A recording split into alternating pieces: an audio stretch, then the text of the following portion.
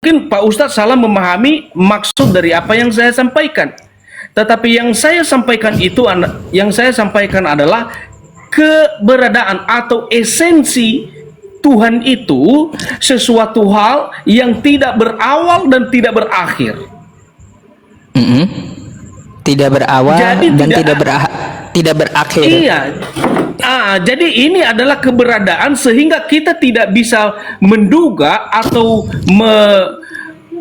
mengira-ngira bahwa bisa nggak Tuhan itu bukan Tuhan. Nggak bisa kita mengira-ngira begitu kalau kita memikirkan mengenai Tuhan. Karena terbatas sekali pemikiran kita itu. Makanya kadang-kadang disalahpahami akan hal itu. Makanya prinsip dalam memikirkan ketuhanan ini bukan berapa Tuhan, tetapi bagaimana Tuhan itu. Kan kalau bingung saya kalau sebut misalnya begini, Pak. Kalau saya sebut begini, berarti ada yang mustahil bagi Tuhan? Bagi manusia yang tidak, bagi manusia yang mustahil, apa ya, yang bagi mustahil manusia bagi yang mustahil terjadi pada Tuhan, ya, betul? Bukan, enggak. Bagi Terus? manusia yang mustahil, kenapa bisa? Karena akal manusia ini, Pak Ustadz, sangat terbatas. Jadi, kalau justru akal kita ini menguasai tentang Tuhan, maka itulah yang tidak masuk akal. Jadi, kalau akal kita tidak menguasai tentang Tuhan, maka itulah yang masuk akal. Jadi, istilahnya begini.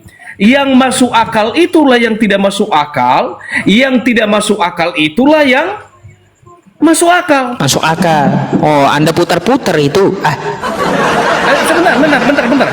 Bentar. Begini ya. Saya ulang lagi Pak Ustaz ya. Yang tidak masuk akal itulah yang masuk akal, yang tidak masuk akal itulah yang masuk akal. Pak Ustaz paham itu kan? gimana konsepnya Jadi, itu, Pak? jadi begini ya. Jadi sebentar, saya cerna sedikit ya. Saya cerna sedikit. Iya, baik. Itulah yang masuk akal itu tidak masuk yang akal. Masuk akal. Sebenarnya satu dulu, yang masuk akal itu yang tidak masuk akal. Yang padahal kan awalnya yang masuk akal, kenapa tiba-tiba belakangnya tidak masuk akal? Itu kayak gimana itu, Pak? Bikin bingung. Jadi begini, yang masuk akal itulah yang tidak masuk akal, yang tidak masuk akal. Kalau saya ubah begini deh, Pak. Itulah yang masuk akal. Begini. Nah, saya kasih ilustrasi, ya, begini. Saya mau cerna sedikit gitu sebelum Anda melanjutkan. Baik. Boleh? Ya. Silakan. Perkataan Anda tadi, ikan itu dalam air padahal bukan dalam air, gitu.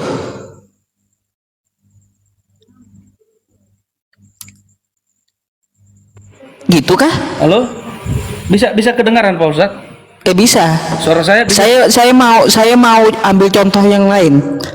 Ikan itu dalam air padahal bukan dalam air gitu. Kedengaran suara saya Pak Ustadz? Ada. Oh ya, baik. Oke, baik, silakan. Iya, Pak. Apakah begini? Saya ambil contoh lain. Ikan itu dalam air padahal bukan dalam air. Iya, jauh. Itu jauh, nggak bisa diumpamakan di situ, nggak bisa disamakan di situ. Jadi ilustrasinya begini aja lah. Ada bola yang sebesar kepala kita ini, oke? Ada bola juga yang sebesar kelereng, oke? Jadi ada dua bola ya. Bola yang sebesar kepala dengan bola yang sebesar kelereng. Kelereng itu kan kecil. Jadi begini. Kalau misalnya kelereng yang kecil ini masuk di dalamnya bola yang besar, itulah yang tidak masuk akal. Tapi kalau bola yang besar ini masuk di dalamnya bola yang sebesar kelereng, maka itulah yang masuk akal.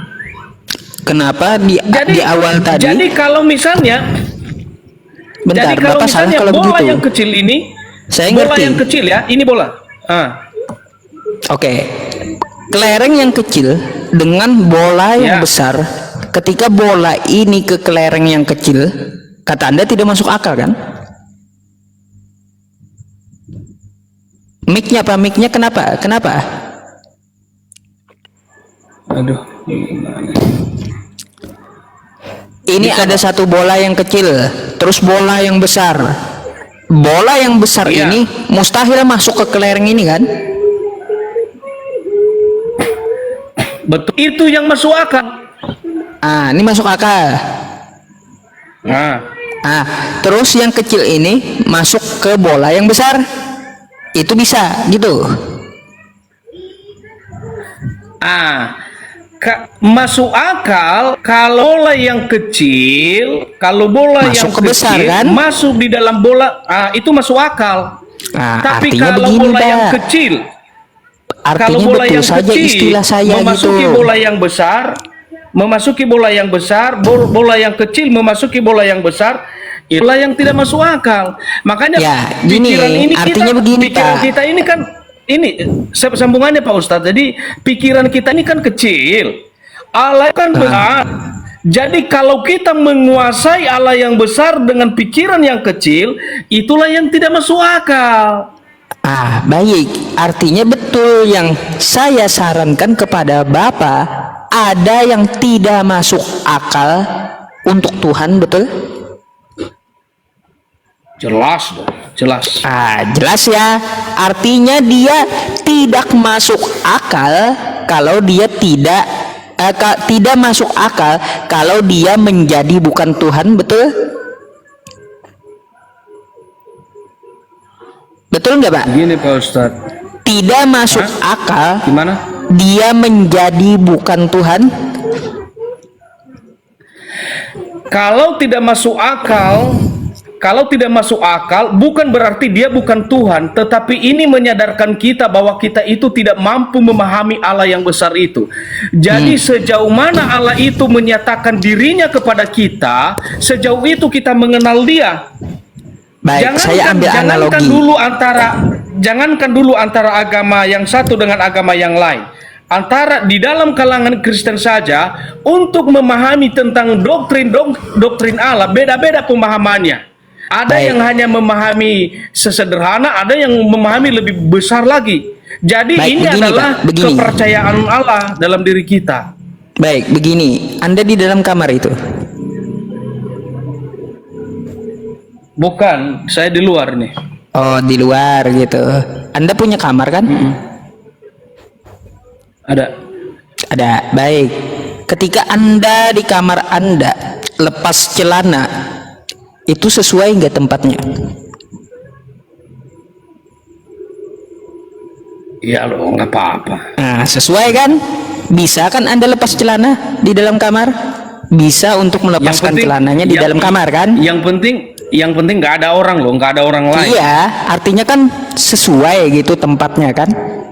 Nah, apakah Anda juga bisa melepas celana di mall? Oh, enggak lah, enggak. Oh, masa buka celana aja nggak bisa di mall? Bisa kalau kita mau buka celana pastinya. Di kamar kita bisa buka celana sesuai tempatnya. Terus di mall apakah kita bisa buka celana? Jawabannya bisa. Kan kayak Nah, gitu. Cuma tempatnya malu kita. sesuai nggak? Itu Malu yang saya kita. mau tanyakan. Malu kita. Ya malu Kalau di kan? mall kan nggak banyak orang.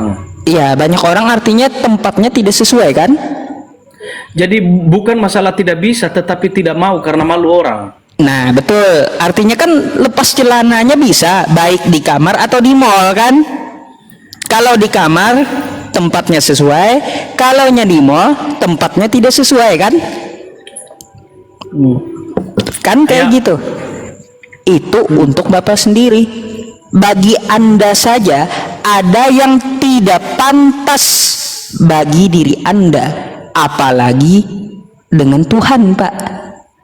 Ada yang tidak pantas untuk Tuhan. Apa yang tidak pantas untuk Tuhan?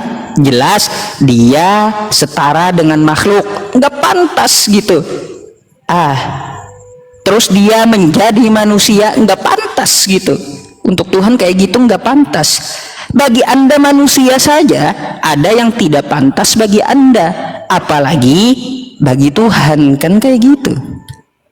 Nah, jadi oke, seperti baik, itu Pak mencernanya. Begini Pak Ustadz, saya respon ya Pak Ustadz ya.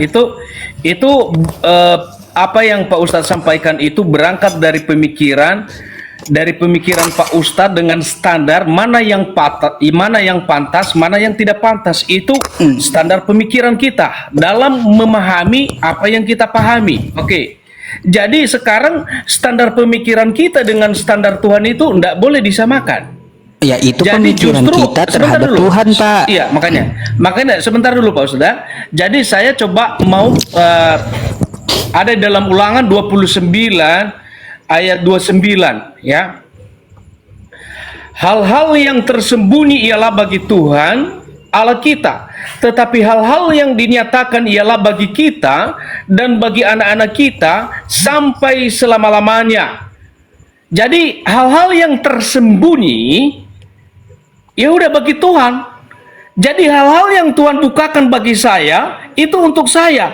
Jadi sekalipun saya bukakan apa yang saya pahami kepada Pak Ustadz, kalau Tuhan tidak membukakannya kepada Pak Ustadz, maka Pak Ustadz tidak mengerti. Iya, betul. Ya? Jadi apa yang saya pahami, apa yang Tuhan bukakan kepada saya, itulah saya, itu milik saya, itu harta saya. Makanya sebenarnya di dalam berdialog, misalnya membicarakan tentang Yesus, sekarang saya selalu memikirkan apakah orang itu sejauh mana dia mengerti Tuhan Yesus. Orang mempermasalahkan tentang Tritunggal. Banyak orang menganggap bahwa 3 Allah. Jadi semua itu berdasarkan narasi.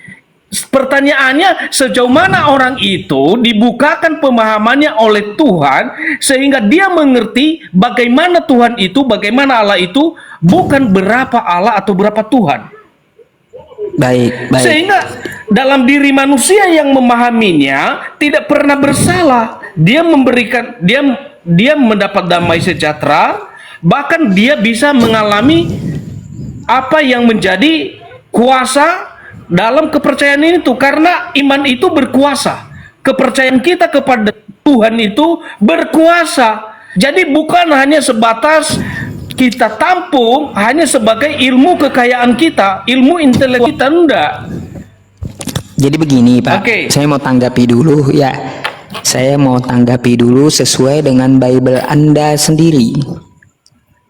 Kata Bible Anda di Yesaya 45, di situ dikatakan, hendak dengan apa engkau menyamakan aku. Artinya ada yang tidak pantas yang kita sematkan kepada Tuhannya Nabi Musa. Kan kayak gitu. Nah, hendak dengan apa engkau menyamakan aku, katanya.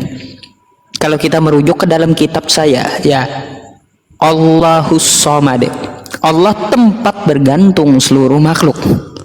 Tidak mungkin dia digantung oleh makhluk. Artinya kan tidak pantas dia digantung oleh makhluk gitu. Karena dia tempat bergantung seluruh makhluk. Walam yakullahu kufuwan ahad. Tidak ada yang setara dengan dirinya. Jadi tidak mungkin ada yang setara dengan zat Tuhan.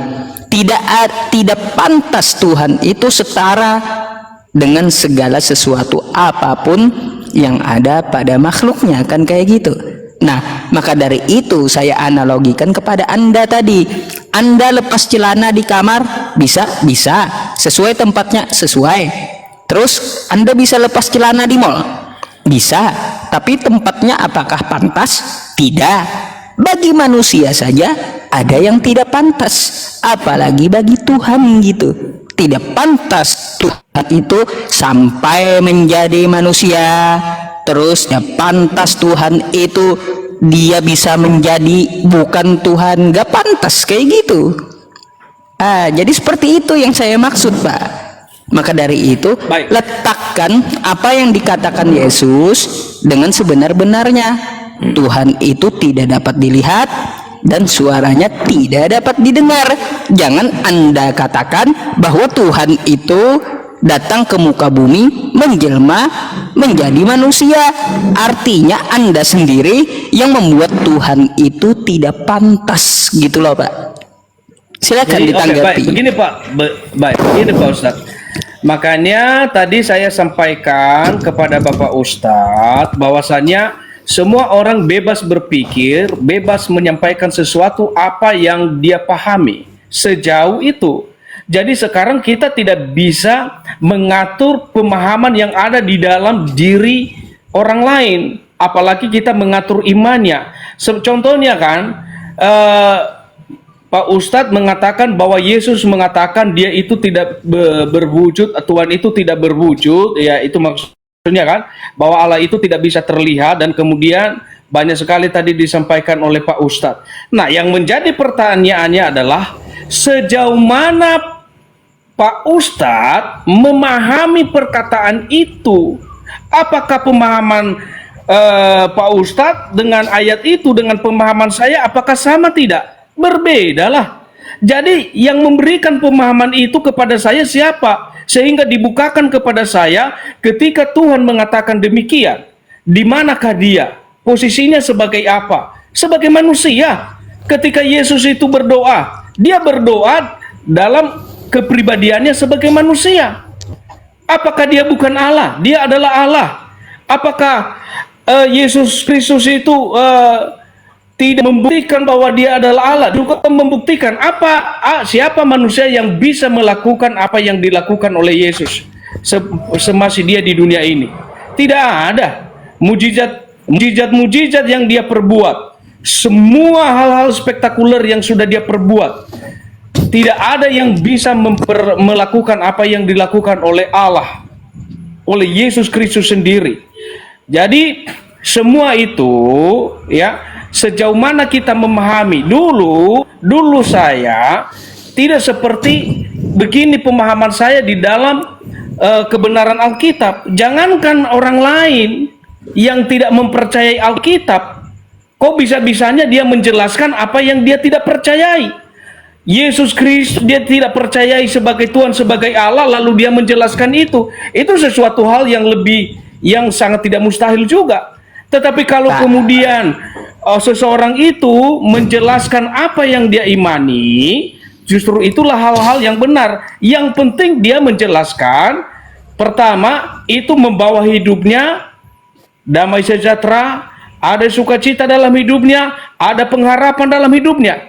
Kalau itu tidak ada harapan di dalam hidupnya, tidak memberi dia sukacita, ngapain kau jelas-jelaskan itu? Baik. Orangnya sudah ada dalam posisi ketenangan. Orangnya sudah ada dalam posisi pengharapan yang sejati. Orangnya sudah ada dalam keyakinan yang teguh dengan pengharapan yang abadi melalui imannya.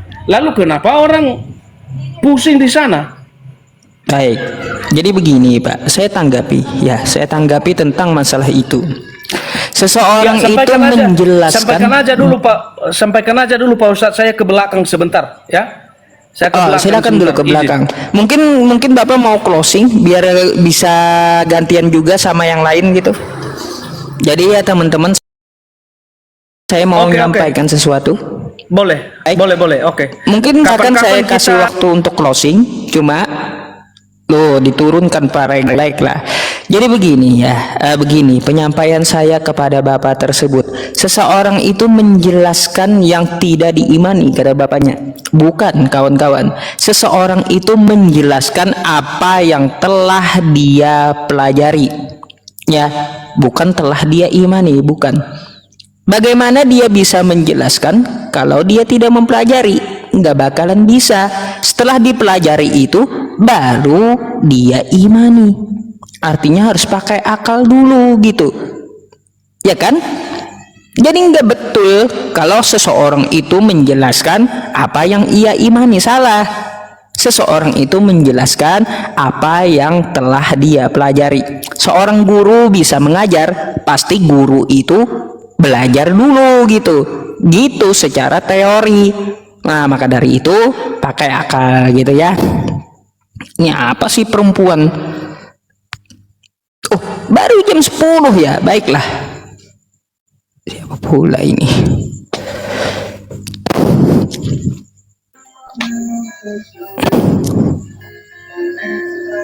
Halo, selamat malam. Selamat malam.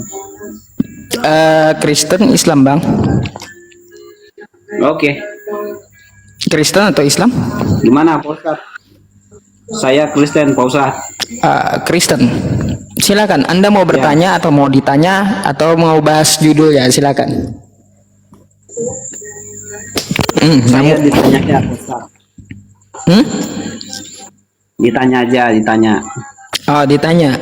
Bang, tidak saya temukan di kitab Anda Yesus itu mengetahui hari kiamat. Apakah betul Yesus tidak tahu hari kiamat? Hari kiamat Yesus tahu Bang. Oh, kapan? Di mana? Saya mau cari datanya. Di mana Yesus tahu hari kiamat? Di mana terletak datanya itu? Di Wahyu semuanya udah ada Pak Ustadz. Wahyu berapa? Semua Wahyu itu mengenai akhir zaman Pak Ustadz. Bang, kitab Wahyu itu adalah kitab tafsir mimpi dari Yohanes yang ada di Pulau Patmos, bukan kosakata dari Yesus. Kalau itu kan yang diwahyukan oleh Allah. Jadi gini aja deh, kita ganti ganti topik mengenai Ganti topik. Tritunggal lah. Ya, Oh, Tritunggal. Anda aja, mau Pak bahas Ustadz. Tritunggal. Jadi ganti topik. Berarti nggak ada datanya Yesus tahu hari kiamat. Enggak, aku bukan pendeta masalahnya. Jadi Oh, kalau gitu. Tritunggal aku paham. Ya kalaunya Anda tidak tahu Bang, ngomong tidak tahu dari awal. Jangan di Wahyu di sana di sini. Jadi gitu. Aduh. Oke, Anda mau bahas apa? Tritunggal. Silakan. Ya. Gimana? Coba ditanya Pak Ustadz, Tritunggal itu. Oh, coba ditanya. Kenapa cuma tri? Bukan Dwi 10 gitu kayak atau 1000? Kenapa cuma 3? Kurang sakti itu Tuhan kalau cuma 3. Lebih sakti Naruto, bisa 1000 bayangan gitu loh. Karena Allah itu ada Allah menjelma jadi manusia, Pak Ustadz. Nah, Jadi setelah- Bang, yang saya tanya, kenapa cuma cuma 3? Kenapa kagak 1000 kek atau 2000 kek gitu? Nah, itu harus ditanyakan kepada Allah, jangan kepada saya, karena di Alkitab itu tri itu artinya Pak Ustadz dengar dulu. Pak Ustadz dengar dulu baik-baik. Artinya tri itu Tritunggal, artinya Allah Bapa, baru Putra dan Roh Kudus. Nah itu kenapa nggak 100 yang mana tuh tahu aku. Nah gitu Pak Ustadz. Mana ku tahu kata abang. Ya kalau nggak tahu Bang, nggak usah muter sana muter sini gitu. Kalau jawabannya mana ku tahu, ya bilang aja nggak tahu di awal. Aduh, apa coba? Kenapa nggak 1000? Kenapa nggak 1 triliun? Nah, karena di Alkitab kami itu Tritunggal itu artinya Allah Bapa, Putra dan Roh Kudus gitu loh, Pak Ustadz. Jadi Allah Bapa, Putra dan Roh Kudus itu Ya. ditanyakan sama Allah langsung gitu. Nah, itu satu kesatuan itu, Pak Ustadz. Oh, satu kesatuan. Di mana datanya? Di Matius ada itu. Oh, Matius berapa? Nah, kita kan janganlah nanya datanya karena kan aku nggak pendeta juga. Jadi Baik. Ini Bang, ya. Matius 3:16 sampai 17 ya. Ketika Yesus dibaptis di Sungai Yordan, ada Roh Kudus di langit ya, di atas berbentuk merpati. Lalu ada suara dari sorga yang mengatakan, inilah anak yang aku kasihi. Jadi itu Tritunggal menurut Anda? Nah, itulah Tritunggal, Pak Ustadz. Itu Tritunggal. Baik, kalau itu Tritunggal, pada saat itu Yesus ada di mana, Bang? Nah, Yesus itu adalah firman Allah, Pak Ustadz. Bentar. Menjadi Pada manusia. saat saya menjelaskan Matius 3, 16, 17, Yesus itu ada di mana? Ya, Yesus itu ada di bumi. Nah, di bumi. Roh Kudus di mana? Roh Kudus itu roh yang berbentuk merpati. Iya, Itu ada di mana tuh? ibaratnya Di atas di langit kan? di atas di langit. Terus ada suara dari sorga. Nah, ada Betul? suara dari surga, betul. Baik, itu Tritunggal menurut Anda. Nah, itulah Tritunggal. Bang, Dan itu Bang. satu kesatuan. Oh, satu kesatuan. Gimana satu kesatuan tempatnya aja beda? Yesus di sungai, Roh Kudus di langit, terus Bapa di surga. Gimana mau jadi satu kesatuan tempatnya beda? Macet, Bang.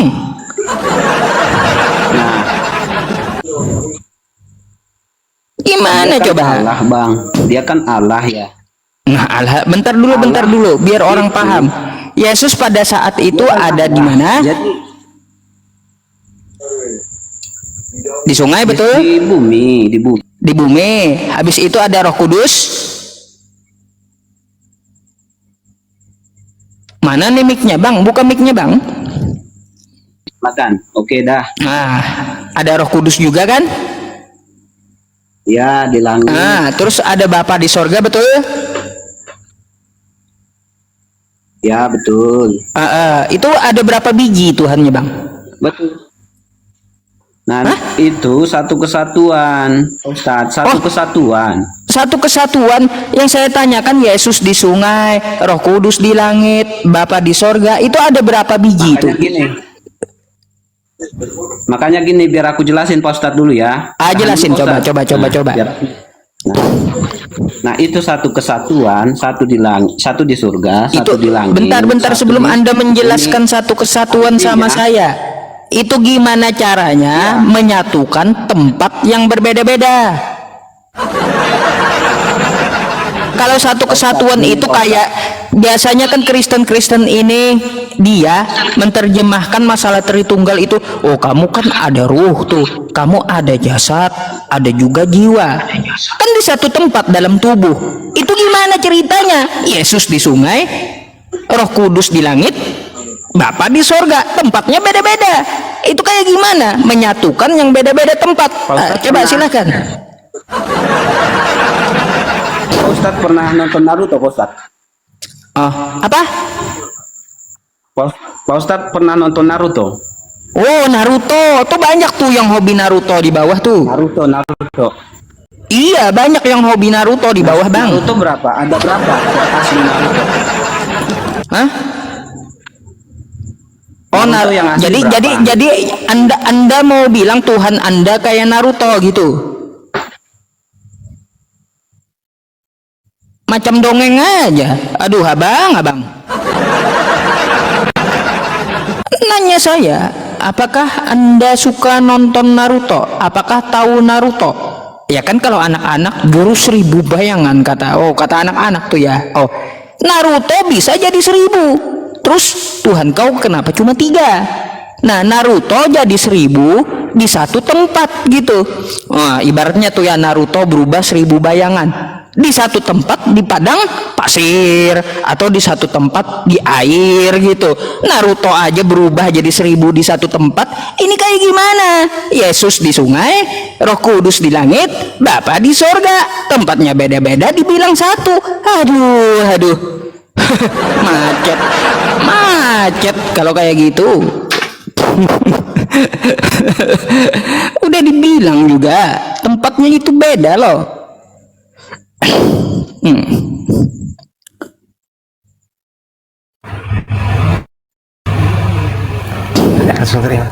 Halo. Halo, selamat malam. Selamat malam, Pak Ustadz. Iya, silakan Bang. Open cam-nya dulu. Ini pada ketawa melulu loh di bawah ini napa ya? Pada ketawa melulu itu hampir 400 kali Kenapa emang pada ketawa? Silakan open cam-nya dulu, Bang. Nggak usah open cam aja Pak Ustadz. Kalau nggak usah, nggak bisa diskusi bang, karena syaratnya open cam. Begitu ya. Oh gitu ya. Soalnya baru. Kalau anda mau diskusi, silakan open kameranya ya bang ya.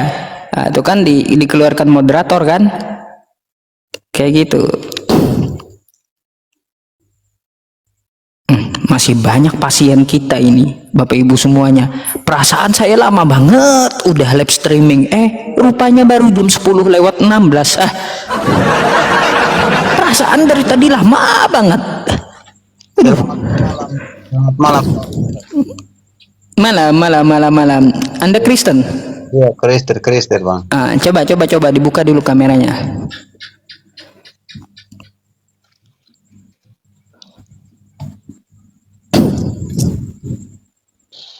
Kenapa bang? Dibuka dulu kameranya bang. PLN kah mati? Ya sudah ini. Sudah buka ini bang. Sudah kah? Oh sudah. Di tempat saya ini jaringan perlu diruqyah udah mulai ini. Di tempat saya kagak kebuka loh bang. Mungkin di tempat teman-teman kebuka ya. Ya, kebuka ya. Jangan-jangan abang ini pakai jurus Naruto juga. Satu kebuka, satu kagak gitu. Sudah kalau kebuka silakan. Mungkin Anda mau nanya atau mau ditanya. Saya nggak lihat loh, saya cuma lihat gambar ini. Saya mau tanya bang. Apa tuh? Nanya apa tuh bang? Saya mau tanya. Oh iya, saya ada lihat abang ini di YouTube ini. Banyak teman-teman melivekan di YouTube. Ada berapa channel ini? Tanya apa bang? Silahkan. Saya lihat dari topiknya itu tadi apa bang? Tulisan apa di topik? Oh tulisannya Yesus tidak tahu hari kiamat. Memang Yesus tidak tahu hari kiamat. Selain tidak tahu hari kiamat, siapa yang bisa tahu? Oh iya, berarti Yesus bukan Tuhan gitu ya? Memang dia secara kemanusiaannya memang bukan Tuhan, Pak. Oh, terus secara keilahian kenapa dia nggak tahu saat ditanya orang? Macam mana pula kau? Bang, kalau dia secara kemanusiaan tidak tahu, tidak mungkin di saat yang bersamaan keilahiannya kagak tahu. Jangan Anda bilang Tuhan Anda mau pura-pura. Ini wajar saja kalau dia itu tidak tahu hari kiamatnya. Ya, berarti Yesus bukan Tuhan. Nggak ada keilahian di dalam Yesus, karena dia nggak tahu gitu. Nggak mungkin ada keilahian di dalam Yesus. Ketika dia ditanya, dia pura-pura nggak tahu. Nggak mungkin kayak gitu. Emangnya Tuhan mau pura-pura kayak gitu? Memang Yesus itu hanya diutus untuk datang ke dunia ini. Ya, berarti dia utusan, betul? Memang dia utusan sebagai bukan Tuhan. Yang kita bisa lihat dan yang kita tidak lihat adalah Allah. Yang kita tidak bisa lihat itu adalah Allah. Sehingga kenapa secara rupa kemanusiaan Allah itu, makanya dia utus anaknya rupa manusia, begitu. Bang, ini suara Anda putus-putus gitu. Mungkin jaringan, Bang. Oke, coba saya tanya dulu. Apakah menurut Anda Yesus itu bukan Tuhan? Yesus itu anaknya. Yesus itu Allahnya. Itu menurut siapa itu? Anaknya dia utus. Oh, anaknya. Yesus itu anaknya gitu. Jadi dia tidak tahu hari kiamat, cuma Bapa yang tahu. Begitu. Halo? Begitu. Oh ya, dijawab Bang, biar interak gitu ya. Berarti Yesus itu ada yang lebih tinggi daripada dirinya. Yesus itu seperti apa yang keluar dari mulut Yesus itu sesuai dengan firman Allah. Oh iya, apa yang keluar dari mulut Yesus itu sesuai dengan firman Allah. Nah, kalau itu saya sepakat. Artinya Yesus itu adalah utusan penyampai firman, betul? Betul. Ya berarti dia bukan Tuhan gitu ya? Sebagai kemanusiaan dia seperti kita manusia Macet biasa. pula nih sebagai kemanusiaan pula. Iya. Bang, kalau kita lihat ya, Yesus itu sudah Anda katakan sebagai utusan, dia penyampai firman dari Tuhannya. Apa pula urusannya dengan kemanusiaan? Coba kalau Anda buka di dalam Yohanes 13 nomor 16, Bang, ya. Apa kata Yesus di situ? Seorang hamba tidak lebih tinggi daripada tuannya. Seorang utusan tidak lebih tinggi daripada yang mengutusnya. Mau Anda samakan? Tuhan, Bapak itu sembunyi di dalam tubuh Yesus, kayak gitu. Memang Yesus berkata, sembahlah Tuhan Allahmu. Iya, terus? Nah, dia berkata, jangan berpegang pada aku, sebab aku pada Bapa dan Bapamu di surga. Dia bilang, Bang, kalau Yesus berkata seperti itu, sembahlah Tuhan Allahmu. Abang nyembah siapa sekarang? ya, Yang abah sembah sekarang siapa? ya Tuhan Allah lah yang kita sembah melalui Yesus Kristus. Bukan Yesus. Melalui Yesus Kristus. Iya. Macet. Katanya kata Yesus, sembahlah Allah. Sembah Allah Tuhan langit dan bumi. Itu kata Yesus, kata Anda. Ketika saya tanyakan, Anda nyembah siapa? Sembah Allah, bukan sembah Yesus. Allah yang di dalam Yesus. Muter rupanya. Ada nggak Yesus ngomong sembahlah Allah yang sembunyi dalam diriku? Ada nggak kayak gitu?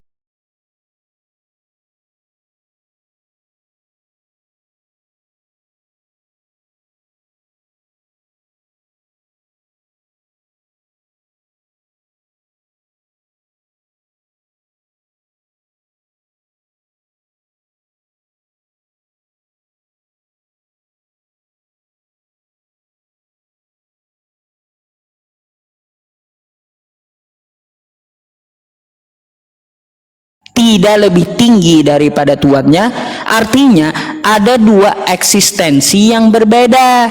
Makanya dia ngomong tuh di Yohanes 17 nomor 3, inilah hidup yang kekal itu, mereka mengenal engkau satu-satunya Allah yang benar, dan mengenal Yesus Kristus yang telah engkau utus. Artinya Yesus ngomong Allah itu satu-satunya, bukan sembunyi di dalam diri Yesus. Bukan, Bang. Macam mana?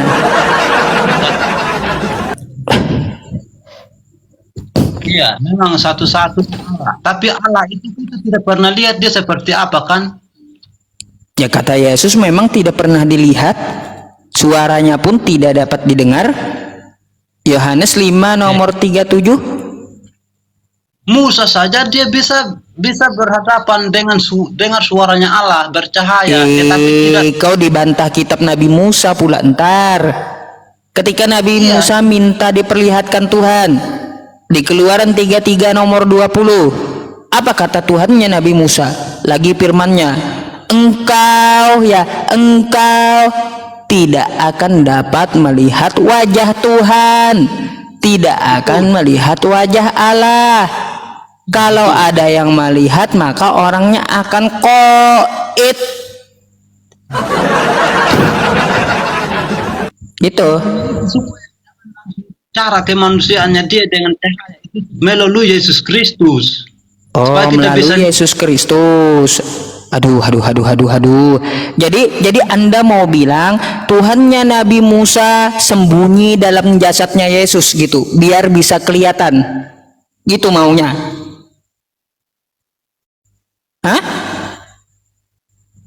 Tuhannya Nabi Nah, Musa, sekarang begini.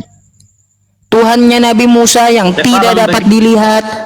Lalu Anda mau katakan Tuhannya Nabi Musa tersebut sembunyi dalam tubuh Yesus biar bisa kelihatan kayak gitu, hah?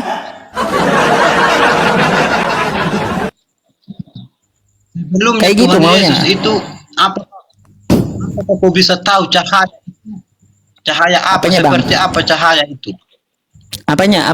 Kalau tanpa melalui Yesus Kristus kita bisa lihat wajah rupa Allah seperti apa. Kalau bukan melalui Yesus, kau bisa tahu wajahnya apa itu. Jadi kata Tuhan Nabi Musa, Allah itu bukan manusia. Bukan manusia.